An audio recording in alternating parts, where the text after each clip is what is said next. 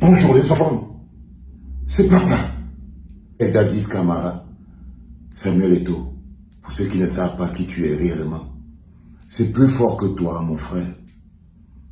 C'est vrai que c'est plus fort que toi. Tu as encore fait des siennes. J'ai lu que tu as fait arrêter Parfait Siki, ton ancien secrétaire général. Mais pourquoi c'est que tu as besoin de ce type de publicité, frère? Pourquoi c'est qu'il faut toujours à un moment donné que ta nature personnelle reprenne toujours le dessus et que tu te relances encore dans des petitesses? Tu es à 1 mois de la Coupe du Monde, mon frère. Un jour, je t'ai dit qu'avoir le bras trop long peut être néfaste. Trop de pouvoir. Avoir le bras trop long. Quand tu as le bras trop long et que tu n'as pas le cœur pour contenir la longueur du bras, ton bras devient plus long que ton cœur. Et je crois que là, ton bras est plus long que ton cœur. Parfait Siki, c'est un journaliste. Quand tu te dresses contre la corporation des journalistes, je sais pas, tu te dis quoi? Que toi tout seul, tu peux vaincre le Cameroun tout entier? Frère, tu te mets dans des situations extrêmement compliquées. Extrêmement compliquées, frère. Je t'ai écrit, je t'ai envoyé, je t'ai dit, baisse le cœur, frère. La vie des rancunes n'est pas une vie tranquille. La vie des rancunes, Samuel Eto'o. Si tu commences à vivre avec la rancune, tu vas passer ton temps à faire du mal autour de toi. Et tu vas passer ton temps à te faire du mal à toi-même. Samuel Eto'o, la vie des rancunes n'est pas bien. La vie des rancunes, vivre avec la rancœur dans le cœur, garder dans aux gens, ça pourrit votre âme. Et quand tu fonctionnes, toi, comment tu peux être aussi riche, aussi grand, aussi puissant, aussi beau et avoir autant de rancune avec les gens? Et comment tu n'arrives pas à dominer ta rancune avec les gens? Là, tu prends le bonhomme qu'on appelle Parfait Siki, ton ex-secrétaire général, pour des problèmes personnels, de rancune. Tu veux lui montrer que tu es fort. La rancune rend méchant. La rancune rend méchant. Si tu ajoutes la rancune et l'arrogance, ça devient un cocktail Molotov. Si tu ajoutes la rancune, l'arrogance et le long bras, ça veut dire que toi tu as 3. Tu as la rancune, tu as l'arrogance et tu as le bras long. Du coup, tu es devenu dangereux même pour toi-même. Parce que la rancune est un cancer qui corrompt l'être humain que tu es, qui corrompt ton cœur. Et une fois que ton cœur est corrompu, tu ne peux pas être productif. Quelqu'un qui est animé par la rancune ne peut pas distiller le bonheur autour de lui. Quand tu vois toi-même, tu ne vois pas. Est-ce que tu sens que tu distilles une bonne énergie autour de toi? Quand tu ne fais pas peur, tu corromps. Quand tu ne fais pas peur, tu corromps. Et la rancune te transforme. La rancune te transforme. Tous les jours, tu deviens un être humain totalement différent. Et de plus en plus, les gens ouvrent les yeux, frère. Ils ne sont pas aveugles. Ils ne sont pas aveugles.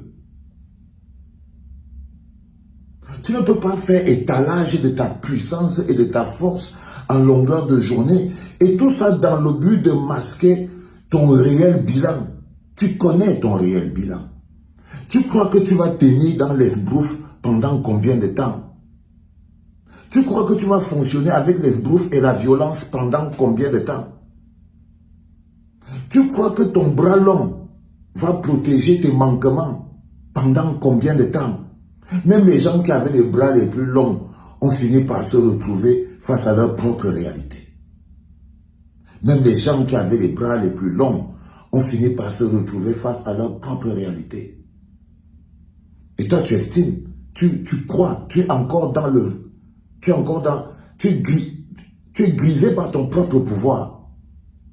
Ça veut dire que tu es étonné par ton propre pouvoir, par tes propres capacités. C'est comme si tu repousses tes limites tous les jours. Tu veux voir jusqu'où tes limites peuvent aller. Et quand tu te lèves, par exemple, tu passes de 4 ans à 7 ans, c'est pour montrer, tu testes tes limites. Frère, arrête de tester tes limites. Arrête de tester tes limites. Parce que le fondamental, c'est qu'une fois que tu auras atteint la limite de ta limite, tu ne pourras plus faire marche arrière. Tu ne pourras plus faire marche arrière.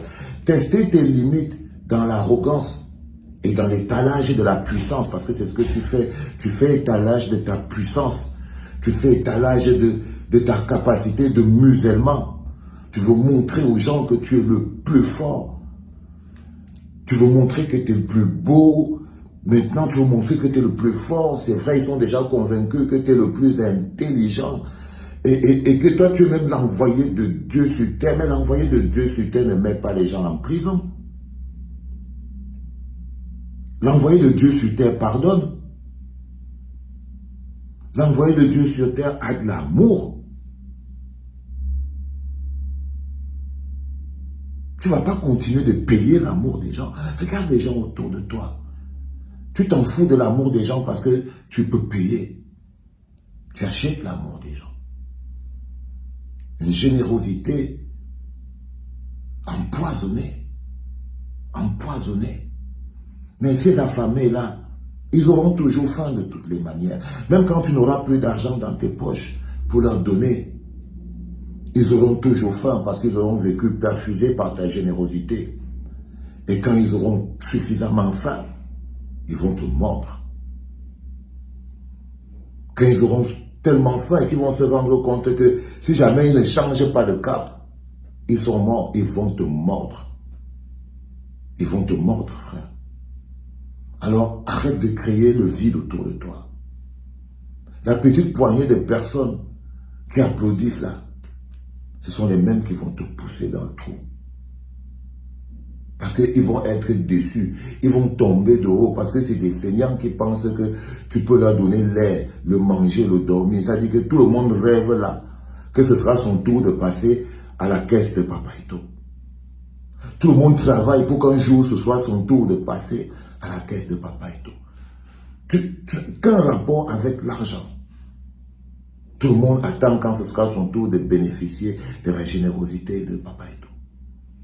Et quand ils seront convaincus qu'il n'y a plus cette générosité, quand ils seront convaincus qu'il n'y a plus cet argent, face à la première situation compliquée, ils vont aller s'agglutiner vers le prochain financier. Et toi, tu vas rester avec les résultats de la rancune. Et toi, tu vas rester avec les résultats de la rancune. Tu vas rester avec les conséquences. Tu vas rester avec le mal. Parce que les gens oublient vite le bien qu'on leur fait. Ils ne se rappellent que de ce qu'on ne leur a pas donné. Ils ne se rappellent que des gifles. Ils oublient les bises et les bisous. Donc les gens vont très vite oublier qu'ils s'agglutinaient devant la FECAFOOT pour que tu leur donnes les 1000 francs. Ils vont vite oublier. Parce qu'il y aura déjà quelqu'un d'autre en train de leur donner ces 1000 francs. Et là, pour démontrer leur soumission à l'autre, ils vont t'agresser. Pour démontrer leur soumission au nouveau patron qui va arriver, il va t'agresser. Si le nouveau patron te voit comme son ennemi, tu vas devenir leur ennemi aussi. C'est comme ça que ça fonctionne. Donc, s'il te plaît, sors de la rancune. Sors de la rancune. Sors de la rancune et des rancœurs. C'était Papa.